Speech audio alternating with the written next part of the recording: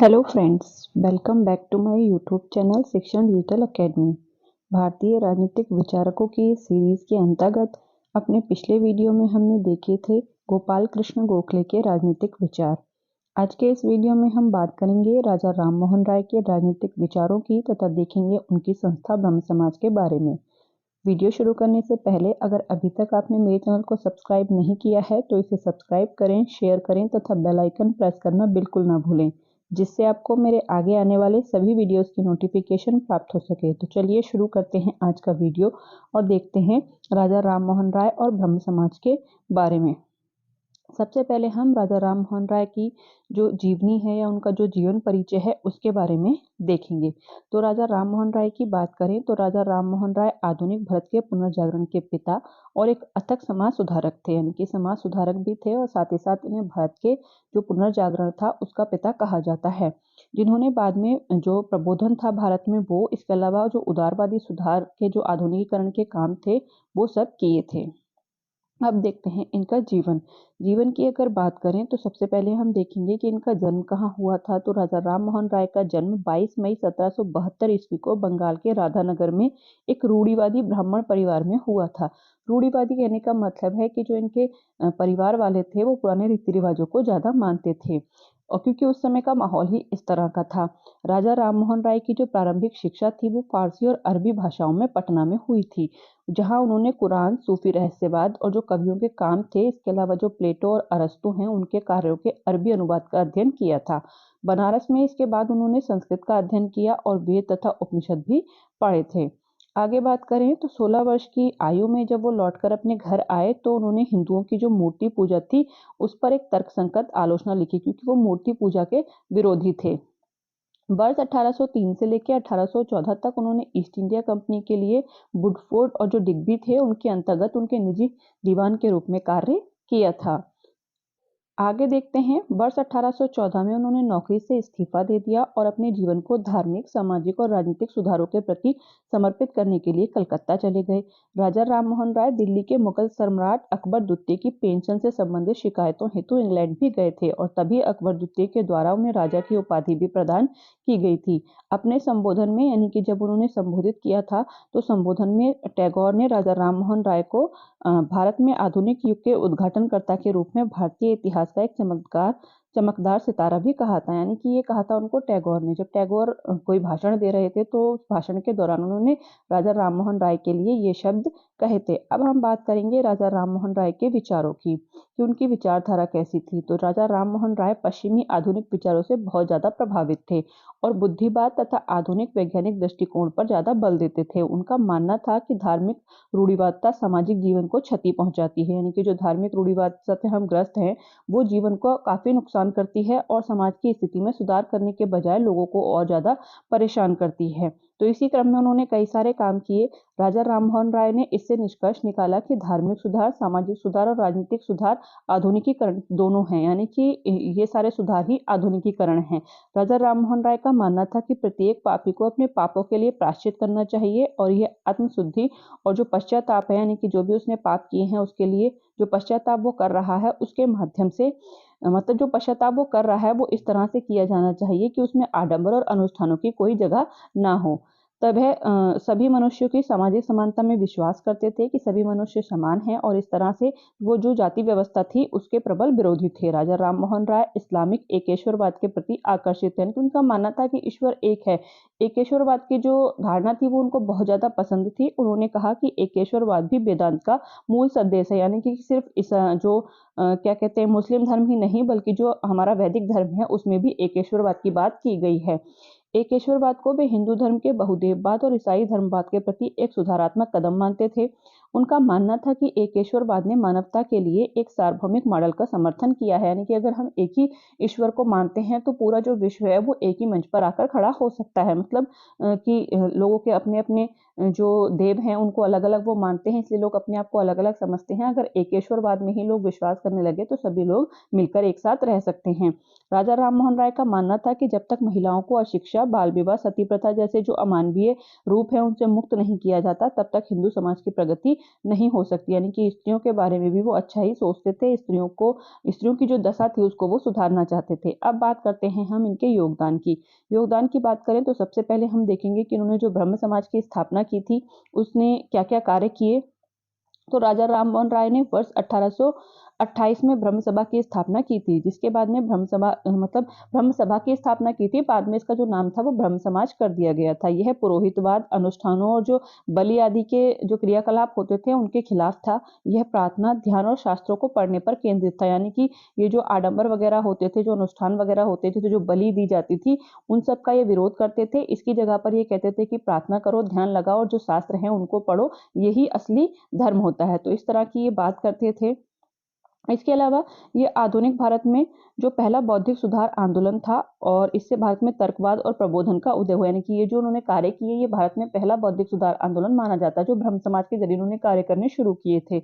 इससे भारत में तर्कवाद और जो प्रबोधन का उदय था वो हुआ, जिसने अप्रत्यक्ष रूप से राष्ट्रीय आंदोलन में भी योगदान दिया। जो इनकी संस्था से जुड़े लोगों के जब विचार बदले तो यही विचार आगे हमारे देश को आजाद कराने वाला जो राष्ट्रीय आंदोलन था उसमें भी इसने योगदान दिया। ये आधुनिक भारत के सभी यानी कि सामाजिक, धार्मिक और राजनीतिक आंदोलनों का अग्रदूत था, जो इनकी संस्था थी। यह वर्ष 1866 में 2 भागों में विभाजित हो गया, क्योंकि आप जानते हैं कि जो देवेंद्रनाथ टैगोर और जो केशव चंद्र सेन थे, उनमें अलग धर्म के जो तत्व थे उनको शामिल करने की वजह से मतभेद यहाँ पर हो गया था। इसकी वजह से यहाँ पर 2 भागों में विभाजित हो गया। अर्थात जो भारतीय ब्रह्म समाज का था उसका नेतृत्व केशव चंद्र सेन कर रहे थे और जो आदि ब्रह्म समाज था उसका नेतृत्व देवेंद्रनाथ टैगोर ने किया था। मतलब जो ब्रह्म समाज था पुराना वाला, उसके आगे आदि लगाकर उसको देवेंद्रनाथ टैगोर ने इनसे अलग कर लिया। अब इसके जो प्रमुख नेता थे वो 2 बन गए, एक तरफ से देवेंद्रनाथ टैगोर और दूसरी तरफ से केशव चंद्र सेन। इसके आगे भी कई फाड़ होते हैं, वो हम जो इसका पर्टिकुलर हमने वीडियो कर रखा है उसमें बताया हुआ है। अगर आपको ये और डिटेल से जानना है तो आप उस वीडियो को देख सकते हैं। आगे हम बात करते हैं इनके धार्मिक विचारों की। तो राजा राममोहन राय का पहला प्रकाशन तुहफातुल मुहाब्बीन एकेश्वरवादियों को उपहार, जो ये पुस्तक थी वो 1803 में सामने आई, जिसमें हिंदुओं के तर्कहीन जो धार्मिक विश्वास और जो भ्रष्ट प्रथाएं थी उनको इसमें इन्होंने उजागर किया था। इसके बाद वर्ष 1814 में उन्होंने मूर्ति पूजा, जातिगत जो कठोरता थी यानी कि जातिगत जो पूरा प्रथा थी भारत में उसके, इसके अलावा जो निरर्थक अनुष्ठान किए जाते थे, मतलब जिनका कोई मतलब ही नहीं होता था, ऐसे पूजा पाठ जो किए जाते थे, इसके अलावा जो अन्य सामाजिक बुराइयां थी उनका विरोध करने के लिए कलकत्ता में उन्होंने आत्मीय सभा की स्थापना की, जो आत्मा की अमरता यानी कि आत्मा के बारे में बात करती थी। आगे बात करें तो उन्होंने ईसाई धर्म के जो कर्मकांड थे, यानी कि सिर्फ हिंदू धर्म के ही नहीं, उन्होंने जो दूसरे धर्म थे और उनके भी ग्रंथ वगैरह पढ़ के उनके धर्म में भी जो बुराइयां थी उसकी भी आलोचना की। तो उन्होंने ईसाई धर्म में जो कर्मकांड थे उनकी भी आलोचना की। ईसा मसीह को ईश्वर के अवतार के रूप में उन्होंने खारिज कर दिया, यानी कि ये ईसा मसीह को ईश्वर का अवतार नहीं मानते थे। इसके अलावा इन्होंने प्रेसेप्ट ऑफ जीसस 1820 में, इसके अलावा न्यू टेस्टामेंट के नैतिक और दार्शनिक संदेश को भी अलग करने की कोशिश की। जो न्यू टेस्टामेंट बुक है उसमें जो नैतिक और दार्शनिक संदेश दिए गए हैं उन दोनों को अलग अलग करने की कोशिश की, जो कि चमत्कारिक कहानियों के माध्यम से दिए गए थे। यानी कि ये मानते थे कि ईसा मसीह ईश्वर नहीं है और कोई भी जो चमत्कारिक घटना है वो नहीं है, जो उनकी नैतिक शिक्षाएं हैं वो अच्छी हैं और उनसे हमें सीख लेनी चाहिए। इसके बाद बात करते हैं इनके सामाजिक विचारों की। तो राजा राममोहन राय ने सुधारवादी धार्मिक संघों की कल्पना और सामाजिक राजनीतिक परिवर्तन के उपकरण के रूप में की थी। मतलब जो सुधारवादी धार्मिक संघ थे इनके, उनकी जो कल्पना थी ये मतलब वो इसलिए स्थापित किए गए थे ताकि उनसे राजनीतिक और जो सामाजिक परिवर्तन है वो देश में किए जा सकें। उन्होंने वर्ष 1815 में आत्मीय सभा, वर्ष 1821 में कलकत्ता यूनिटेरियन एसोसिएशन और वर्ष 1828 में ब्रह्म समाज, जो कि बाद में ब्रह्म समाज बन गई, की स्थापना की थी। तो ये संस्थाएं थी जो इनके द्वारा स्थापित की गई थी। इसके अलावा इन्होंने जो कार्य किए समाज में, जाति व्यवस्था, छुआछूत, अंधविश्वास और जो नशीली दवाओं के इस्तेमाल थे उनके विरुद्ध उन्होंने अभियान चलाया था। वे महिलाओं की स्वतंत्रता, विशेष रूप से सती और जो विधवा पुनर्विवाह के उन्मूलन थे उन पर इनके ज्यादा विचार थे, यानी कि उनके ऊपर कार्यवाही के लिए ज्यादा जाने जाते थे। इसके अलावा यानी कि इन 2 चीजों को तो विशेष रूप से ये करते ही थे। इसके अलावा उन्होंने बाल विवाह, महिलाओं की अशिक्षा, विधवाओं की अपमानजनक स्थिति, इन सब का विरोध किया और महिलाओं के लिए विरासत तथा संपत्ति के अधिकार की भी मांग की। तो ये तो थे इनके सामाजिक विचार।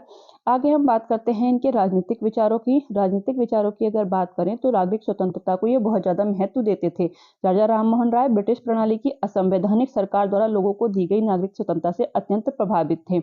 उनकी प्रशंसा करते थे, वे सरकार की उस प्रणाली का लाभ भारतीय लोगों तक पहुंचाना चाहते थे। यानी कि उनका मानना था कि जो ब्रिटिशों की संवैधानिक प्रणाली है वो वाकई बहुत अच्छी है, लेकिन उसका हर व्यक्ति तक पहुंचना जरूरी है। तो ये उसकी प्रशंसा करते थे और जो प्रणाली थी उसका लाभ हर भारतीय तक पहुंचाना चाहते थे। इसी में एक दूसरा अधिकार है, वो है प्रेस की स्वतंत्रता। यानी कि प्रेस की स्वतंत्रता के भी ये समर्थक थे। लेखन और अन्य गतिविधियों के माध्यम से उन्होंने भारत में स्वतंत्र प्रेस के लिए आंदोलन का समर्थन भी किया था। जब वर्ष 1819 में जो लॉर्ड हेस्टिंग्स था उसके द्वारा प्रेस पर सेंसरशिप में ढील दी गई, मतलब जो लॉर्ड हेस्टिंग्स था उसने जो प्रेस सेंसरशिप थी उसमें ढील दी, तो राजा राममोहन राय ने 3 पत्रिकाओं, ब्राह्मणवादी पत्रिका वर्ष 1821, बंगाली साप्ताहिक संवाद कौमुदी वर्ष 1821 में ही और फारसी साप्ताहिक मिरातुल अखबार का प्रकाशन उन्होंने शुरू किया था। मतलब जो अंग्रेज थे वो जो प्रेस की स्वतंत्रता थी उस पर काफी कंट्रोल रखते थे, लेकिन जब 1819 में लॉर्ड हेस्टिंग्स गवर्नर बना और उसने थोड़ी बहुत ढील इस मामले में दी, तो उसके बाद इन्होंने अपनी 3 पत्रिकाएं यहाँ पर निकाली, जिससे ये समाज में जागरूकता फैलाने का कार्य करते थे। आगे हम बात करते हैं इनके आर्थिक विचारों की। तो राजा राममोहन राय बंगाली जमींदारों की जो दमनकारी प्रथाएं थी उनकी निंदा करते थे। भूमि के लिए न्यूनतम किराए के निर्धारण की मांग करते थे। उन्होंने कर मुक्त भूमि व करों के उन्मूलन की भी मांग करी थी। तो इस तरह से ये कर के विरोधी थे, यानी कि कर को कम या फिर खत्म करना चाहते थे। इसके अलावा उन्होंने विदेशों में भारतीय वस्तुओं पर निर्यात शुल्क को कम करने और ईस्ट इंडिया कंपनी के व्यापारिक अधिकारों को समाप्त करने का भी आह्वान किया था। मतलब ये कहते थे कि जो विदेशों से भारतीय वस्तुएं आती हैं वो आए, लेकिन जो भारत से विदेशों में वस्तुएं जाती हैं उन पर निर्यात शुल्क को कम किया जाए। इसके अलावा जो ईस्ट इंडिया कंपनी के अभी भी जो व्यापारिक अधिकार रह गए हैं उनको समाप्त किया जाए। मतलब खाली वो सरकार चलाए, व्यापार मतलब खुला होना चाहिए, जिससे लोग जो बिजनेसमैन हैं वो अपना प्रॉफिट कर सकें। इसके अलावा राजा राममोहन राय के कुछ सुधारों को हम यहाँ पर देखते हैं। तो प्रशासनिक सुधारों की बात करते हैं कि उन्होंने समाज में कौन कौन से सुधार करने के कार्य किए। तो उन्होंने उच्च सेवाओं के भारतीयकरण, यानी कि जो उच्च सेवाओं पर पहले भारतीयों को नहीं रखा जाता था, तो उसके लिए उन्होंने काम किया ना कि उच्च सेवाओं पे भारतीयों को रखा जाना, यानी कि उच्च सेवाओं के भारतीयकरण। साथ ही साथ जो कार्यपालिका और न्यायपालिका है उसको अलग करने की भी मांग की थी। यानी कि सरकार से उन्होंने मांग की कि जो ऊंची सेवाएं हैं जिन पर आप भारतीयों को नहीं रखते हैं उन पे भारतीयों को भी मौका दिया जाए। इसके अलावा जो कार्यपालिका और न्यायपालिका है उसको अलग किया जाए। इसके अलावा उन्होंने भारतीय और यूरोपीय लोगों के बीच समानता की मांग भी की थी कि जो आप अपने देश के लोग और जो भारत के देश के लोग हैं उनको अलग अलग समझते हैं, तो वो समाप्त किया जाए और सभी को समान माना जाए। अब बात करते हैं इनके शैक्षिक सुधारों की। तो राय ने देशवासियों के मध्य आधुनिक शिक्षा का प्रसार करने के लिए बहुत से प्रयास किए। उन्होंने वर्ष 1817 में हिंदू कॉलेज की स्थापना की, यानी कि हिंदू कॉलेज खोलने के लिए डेविड हेयर के प्रयासों का समर्थन किया। जब डेविड हेयर कॉलेज खोलने की बात कर रहे थे तब इन्होंने उनका समर्थन किया और साथ में उनका सहयोग किया, और 1817 में इन्होंने जो हिंदू कॉलेज था उसको खोला। जबकि राय अंग्रेजी स्कूल के मैकेनिक्स और वॉल्टेयर के दर्शन को पढ़ाया जाता था, यानी कि जो ये स्कूल था यहाँ पर इन चीजों को पढ़ाया जाता था। वर्ष 1825 में उन्होंने वेदांत कॉलेज की स्थापना की, जहाँ पर भारतीय शिक्षण और पश्चिमी सामाजिक और भौतिक विज्ञान दोनों पाठ्यक्रमों को पढ़ाया जाता था। मतलब जो ऊपर वाला स्कूल था वहां पर मैकेनिक्स और वॉल्टेयर का जो दर्शन था उसे पढ़ाया जाता था। 1825 में जो वेदांत कॉलेज की स्थापना इन्होंने की वहां पर भारतीय और जो पश्चिमी सामाजिक भौतिक विज्ञान था उन दोनों के ही पाठ्यक्रम को यहाँ पर पढ़ाया जाता था। आगे बात करते हैं इनके कुछ सामाजिक सुधारों की। वैसे तो हम ऊपर भी देख चुके हैं इन्होंने क्या क्या सामाजिक सुधार किए थे, पर यहाँ पर भी जो देख लेते हैं। तो राजा राममोहन राय ने ईस्ट इंडिया कंपनी की नौकरी छोड़ अपने आप को राष्ट्र की सेवा में झोंक दिया था। मतलब पहले ये ईस्ट इंडिया कंपनी की नौकरी करते थे, जब इन्हें लगा समाज में बहुत ज्यादा बुराइयां हैं और समाज को इनकी जरूरत है, तो उन्होंने वो नौकरी छोड़ दी और पूरी तरह से अपने आप को देश की सेवा में लगा दिया। इसके उन्होंने बाल विवाह, सती प्रथा, जातिवाद, कर्मकांड, पर्दा प्रथा आदि का भरपूर विरोध किया। धर्म प्रचार के क्षेत्र में अलेक्जेंडर डफ ने उनकी काफी सहायता की थी। इसके अलावा देवेंद्र नाथ टैगोर उनके सबसे प्रमुख अनुयायी थे। राजा राममोहन राय ने सती प्रथा थी उस प्रणाली की सती प्रथा जैसी जो सामाजिक बुराइयां थी उनके उन्मूलन में एक महत्वपूर्ण भूमिका निभाई। यानी कि सती प्रथा को उन्मूलित करने के लिए उन्होंने काफी ज्यादा कार्य किया, और बाद में आप जानते हैं कि जो लॉर्ड विलियम बेंटिंग था उसकी सहायता से ये इसको समाप्त करने में सफल भी हुए थे। अब हम देख लेते हैं राजा राममोहन राय के कुछ साहित्यिक कार्य ने किन किन चीजों की रचनाएं की हैं। तो सबसे पहले तोहफातुल मुहावदीन है जो 1804 में आई। उसके बाद वेदांत गाथा 1815 में, वेदांत सार के संक्षिप्तकरण का अनुवाद 1816, हिंदू धर्म की रक्षा 1820।